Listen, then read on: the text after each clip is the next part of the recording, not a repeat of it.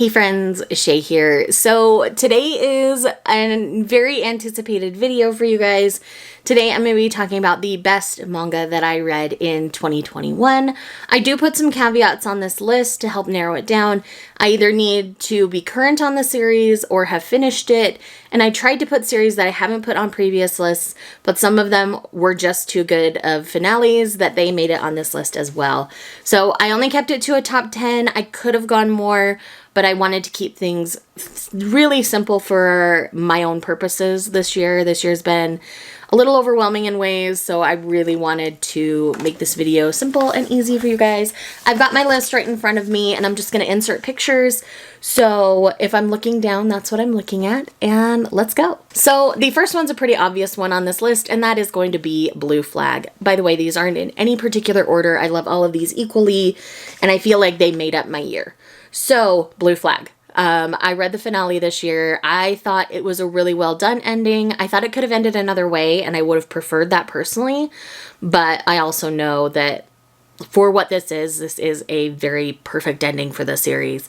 And I love that time and breathing room is given to these characters, and that we do get a time skip right at the end. So, I really appreciated it. I really enjoyed it. 10 out of 10 would recommend the series. This is about 4 teens figuring out their sexuality and how they all interconnect together. And it's so well done, so fantastic. Absolutely love it. Next up is another finale that I absolutely loved and adored because it did not turn out how I thought it would, and that is BL Metamorphosis. This is about an elderly woman and a teenage worker at a bookstore who end up forming a friendship over a boys' love manga.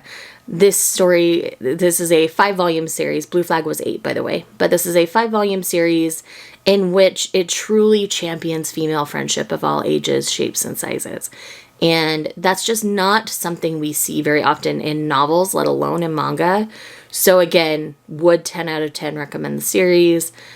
It's very sweet slice of life. If you love slice of life manga, I highly recommend this because they're both in very different points in their lives and they're dealing with different issues, and they're both just amazing. Next is one that I wasn't sure I was going to make this list, but it did. And that is Ran the Peerless Beauty. So this is a 10-volume digital first series. I hope and pray that we get physical volumes of this one because, man, these are stunning. I love all the covers. The art inside is equally beautiful. But this is essentially about a young woman who's very shy, had some struggles in junior high, and ended up not getting into her first choice of high school. And so she's going to a different high school, much more, rather than being like elitist, it's very just an average high school. And she's just trying to blend in, and she sees this beautiful boy. He acts a certain way at school, but his family owns a floral shop, and he's actually very passionate about flowers. So all of the series is surrounded around flowers and their meanings and how that's tied into what's going on with Ran, and it's amazing. Definitely one of my favorite shoujo series ever. I hope and pray all the time that we get physical volumes of this one, and again, another one I would 10 out of 10 recommend. Yes, this is a Kodansha digital first title, but I promise it's worth the money. Next is another one that's an older title. I have a whole reading vlog for this particular series, and that is Magic Knight Rayearth. This is a series that does magical girls how I felt Sailor Moon should have done magical girls. I mean, it's not perfect. It still has a few little things about it that are just a few dated tropes, but I felt like it really held up well. I still enjoyed it. I'm in my mid-30s now, so I really enjoyed the whole premise of this, and high school me would have been all about this. And I felt like the male characters weren't just there to make the female characters look good. They had their own stories. They stood on their own 2 legs, and I really appreciated them for that. Essentially, this is about 3 girls who end up transported into this other world to kind of be, saviors, very isekai feeling, and they slowly bloom and come into their powers and the people that they interact with along the way. Like, this is so good. Again, I have a whole reading vlog where I get into more details, so I will leave that linked so you can check that out. Next, I'm pushing this a little bit, honestly, because it didn't actually finish in 2021, but Sweat and Soap has to be on this list. Like, it's finished. now, and it's beautiful. Definitely the healthiest romance I've ever seen in manga. I love them so much. I'm so sad to say goodbye to them, but at the same time, their story feels ready to conclude. This series was perfect to me. Yes, not everybody's going to enjoy it to the same level as me. But to me, these are my precious children. They're perfect together. I love them so much. I'm showing you volume 10 because it's my favorite cover in the entire series. It is complete. We have a happily ever after. This is a true romance. Even though it's a seinen title, it reads more like a josei in my opinion. And it is so, so good. 10 out of 10. Again, would recommend. If you've not read Sweat and Soap and you're watching my channel, clearly you haven't been here very long, because this is a series I continue to sell at the bookstore I work at constantly. I'm constantly recommending it to people who haven't heard of it. I'm like, get past the first volume. The first volume has the smelling thing, and you'll love it. And so many people have come back and bought the next 5 volumes. It's fantastic. I love it. Next is one that came out of left field for me in a way, and that's Boy Meets Maria. Again, I have a whole dedicated review to this, so I will leave that linked for you. But essentially, this is following 2 teens. This young man grew up wanting to be a superhero, and he transforms that into wanting to be an actor so he can play superheroes in a sense, because he's not a big, strong, physical kind of guy. As he goes to enter the theater group, he sees another student dancing on stage, and they're completely captivated by them. They're told that this person is named Maria, but that is not true. This boy is very fervent in his pursuit of Maria, whose actual name is Arima. And Arima is trying to figure out their own sexuality. So I would 10 out of 10 recommend this series. It is just a single volume, but it blew me away. I cried. There are some triggers for this particular series, so definitely beware of that. And yes, again, another one I solidly recommend. Next is one that I've talked about for years on this channel, and that is Waiting for Spring. Waiting for Spring has finally concluded, and I really did enjoy this conclusion.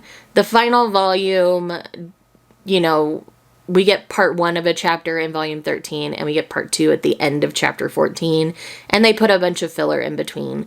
But the filler actually does fill out the ending of the story, because you kind of get some pieces that are missing up to that point. And I think it was really well done. I still love it. This is a high school shoujo love triangle centered around a basketball team, and it's amazing. I really love it. I feel like the characters really come into their own over the course of the series. And again, another one that's just very well done. I mean, I just really enjoyed it. So anything else that comes out by Anashin, I believe is the mangaka on this one, anything that comes out by them, I will definitely be picking up, because I really enjoyed the art. I really enjoyed the arc of the story. All in all, I just really enjoyed it. Next is one that really came out of left field for me this year, even though I really enjoyed the prequel series to this. Yes, we're talking about Queen's Quality. I have read all 13 volumes that are out in this series in the year of 2021, and I love it. Q and Fumi are 2 of my favorite shoujo characters out there. This is a very underrated shoujo series. I'm not the only one who really just went hard for Queen's Quality this year. Christy Liu also did, and a few others. But yes, I do think reading QQ Sweeper enhances the read of Queen's Quality, but it's not wholly necessary. They do explain the parts that you need, but I highly recommend reading QQ Sweeper first, because it'll give you a little more background on Fumi and Q, because you're definitely dropped in the beginning. I love the series. I love the series so much. Would recommend. Next is the BL manga that swept the MangaTube community this year, and that is Dick Fight Island. This is exactly what you think it's going to be. Essentially, this is a rural island where 8 clans come together every 4 years and battle it out in an arena to see who's going to be the next, chief or island leader. I forget the term exactly. But yeah, he who comes last wins. And it's just these guys who have this weird armor on their members, and it is exactly what you think it's going to be. And it was so good. There's actually some really sweet little love stories woven through the story. And we will get another volume of this next year, which the cover looks stunning. I'm super excited. But yes, again, this could not be on my list. I mean, this embodied 2021 in so many ways for me. I was on live shows with friends. I got all of my friends to read it. Like, it was a good time. And then last but not least for this list is Practice Makes Perfect. This is a 4-volume digital first josei series in which we're dealing with a female volleyball Olympian and a male judo Olympian who have always struggled in love. They have a hard time connecting emotionally and physically with romantic partners that they've had in the past. So they're both virgins, and they decide to team up and figure this out together. And so this is about them like hugging and kissing and learning to do these things and get comfortable with them because they've never found partners that they're comfortable with. And it's their romance. And it's so sweet and so cute. I really enjoyed it. Again, it's a short 4-volume series. I would love it if they just published this in 2 omnibuses, honestly. I don't need singles of this one, or heck, put it all in one. I don't care. But it's really cute. I hope we get a physical publish for this one as well. And again, it's another Kodansha digital first. If you haven't read it, I would recommend it. It's short, it's sweet. I really loved it. So my friends, that is my 2021 best manga list. I hope you enjoyed it. If you have any questions, let me know. Let me know some of your favorite manga reads down below in the year of 2021. And if you're here just because you love me, leave whatever emoji you feel right now about my list. It can be a happy one, it could be a sad one, it could be a mad one, I don't care. But yes. So leave whatever emoji you're feeling down below, and I will see you guys in the next one. Bye. Was it all just a dream, just all in my head?